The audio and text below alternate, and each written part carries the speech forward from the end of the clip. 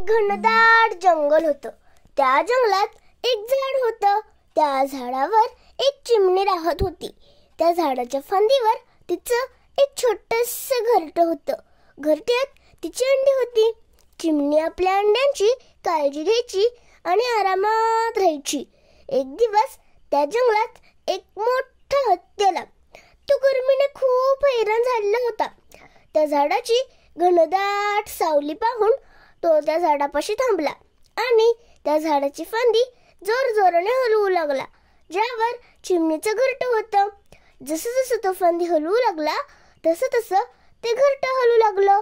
त्यावर चिमणी म्हणाली, हत्ती दादा, असं नका ना करू.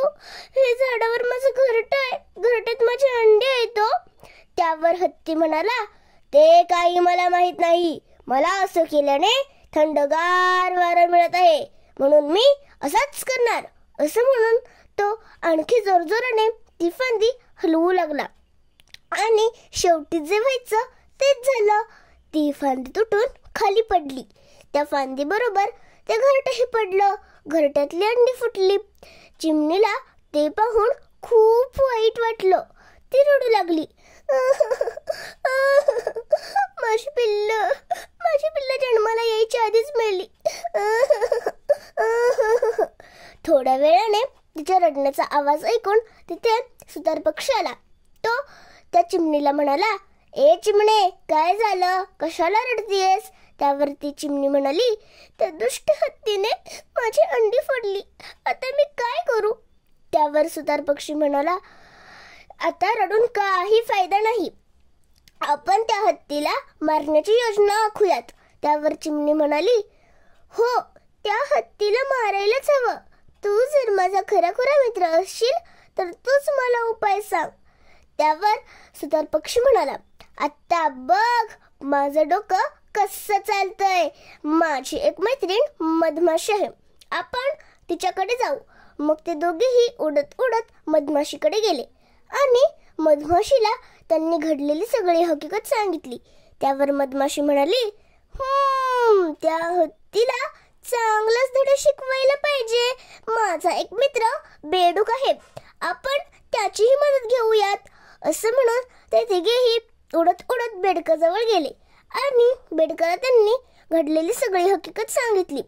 त्यावर बेडूक म्हणाला, त्या हत्तीला चांगलाच धडा शिकवायला पाहिजे. मला असं वाटतं की त्या हत्तीला गर्भ चढलाय. आपण सर्वजण एकत्र आलो तर त्या हत्तीचा वध होईल. असं म्हणून ते चौघेही त्या हत्तीला मारण्याची योजना आखतात आणि हत्तीपाशी जातात.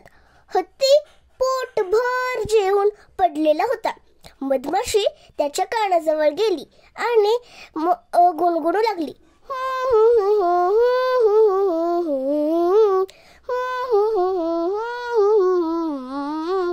मधमाशीचं ते गोड गाणं ऐकून हत्तीला खूप छान वाटलं. तो डोळे मिटून तिचं गाणं ऐकू लागला. सुतार पक्षी याचीच वाट पाहत होता. तो पटकन गेला आणि आपल्या चोचीने त्याचे डोळे फोडले. हत्ती मोठमोठ्याने ओरडू लागला, अरे देवा, हे काय होतंय? माझ्या डोळ्यांची खूप जळजळ होतीये. अरे देवा, हे काय होतंय? माझ्या डोळ्यांची खूप जळजळ होतीये. माझ्या डोळ्यांना तर काहीच दिसत नाहीये. असं म्हणून तो ओरडू लागला. तो बेडूक एका खड्ड्यापाशी गेला आणि तिथे जाऊन ओरडू लागला, ट्रव ट्रव ट्रव ट्रव. आधीच ओरडून ओरडून हत्तीच्या घशाला कोरड पडली होती. बेडकाचा आवाज ऐकून त्याला वाटलं की जवळपास नक्कीच कुठेतरी तळं असणार आणि तळं असणार म्हटल्यावर त्यात पाणी असणारच. मग तो त्या बेडकाच्या आवाजाच्या दिशेने चालू लागला आणि चालता चालता त्या खड्ड्यात धाडकन पडला. धाड असा आवाज आला आणि तिथेच अन्न पाणी न मिळाल्यामुळे तो क्रूर हत्ती मरण पावला. चिमणी, सुतार पक्षी, मधमाशी, बेडूक याच्या छोट्या प्राण्यांनी मिळून त्या मोठ्या हत्तीचा वध केला. याचे तात्पर्य एकीचे बळ मिळते फळ. धन्यवाद.